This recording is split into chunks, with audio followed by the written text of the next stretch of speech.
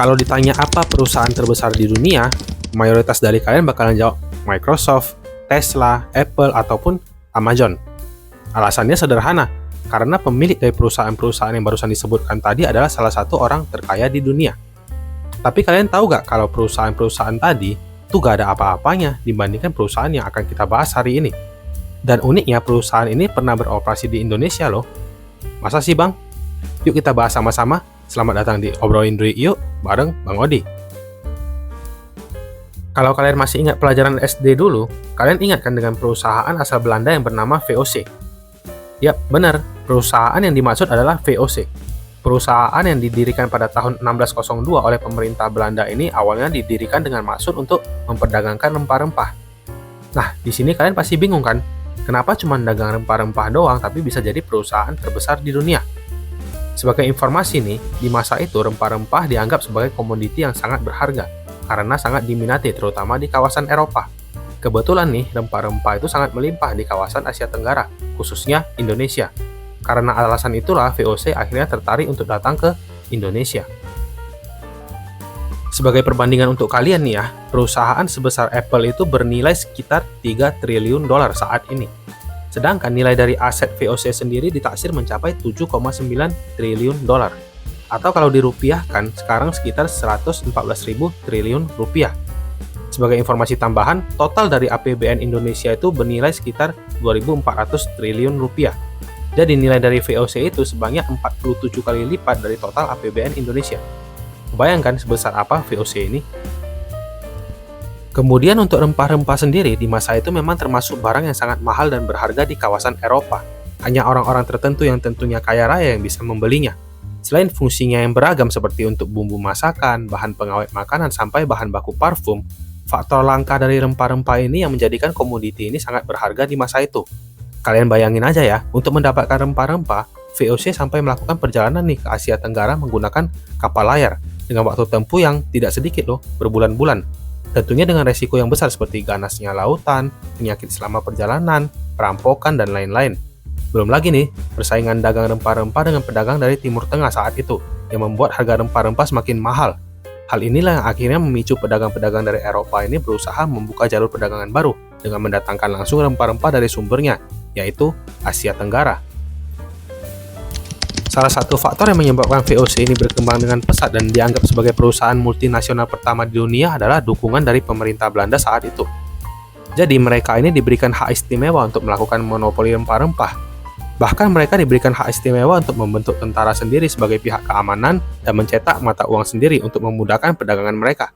Dengan dukungan penuh dari negara asalnya, saat itu VOC sukses membangun jaringan perdagangan yang terintegrasi dan berhasil memasok produk rempah-rempah mereka sampai ke seluruh wilayah Eropa. Kemudian dari sisi penguasaan bisnis nih, VOC bisa dikatakan adalah perusahaan pertama yang menguasai alur bisnis mereka dari hulu ke hilir atau secara keseluruhan.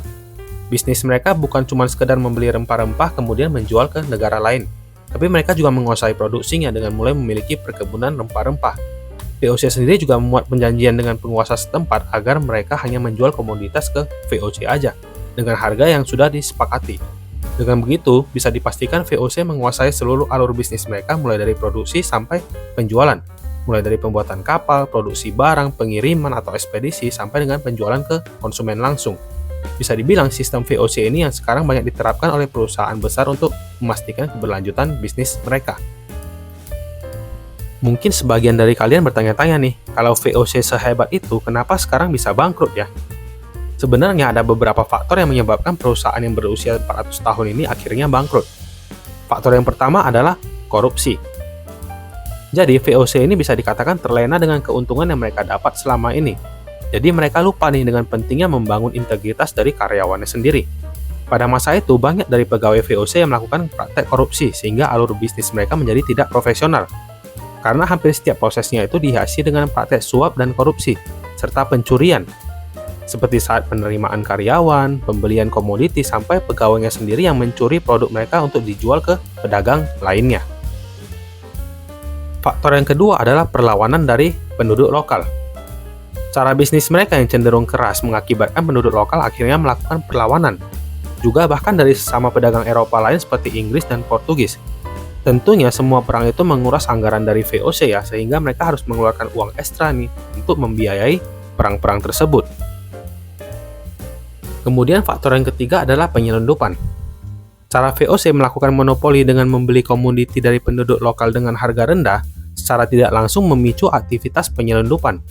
Petani-petani maupun penguasa lokal yang waktu itu tidak puas dengan harga beli dari VOC, akhirnya secara diam-diam menjual produk mereka ke pesaing mereka yaitu Inggris maupun Tiongkok, yang tentunya berani membeli dengan harga yang lebih tinggi. Nah, barang-barang selundupan ini tentunya juga ikut dijual ya di pasar-pasar Eropa saat itu, yang akhirnya membuat VOC tidak bisa lagi menjual produk mereka dengan harga tinggi, karena sudah memiliki pesaing. Jadi alasan-alasan umum itu yang akhirnya membuat VOC dinyatakan bangkrut pada tanggal 31 Desember 1799 dan seluruh asetnya diambil alih oleh pemerintah Belanda saat itu. Dari kisah ini kita dapat belajar nih, bahwa semakin besar suatu bisnis, maka masalah yang timbul akan semakin banyak. Jika tidak diawasi dengan baik dan ketat, maka resikonya akan sangat besar untuk terjadi praktik korupsi, baik dari tingkat atas sampai ke tingkat bawah sekalipun. Kalau kalian punya kisah menarik lainnya mengenai VOC ini yang belum sempat dibahas di video ini, yuk cerita di kolom komentar. Sekian aja video hari ini. Terima kasih udah menonton dan kita obrolin duit lagi di video selanjutnya.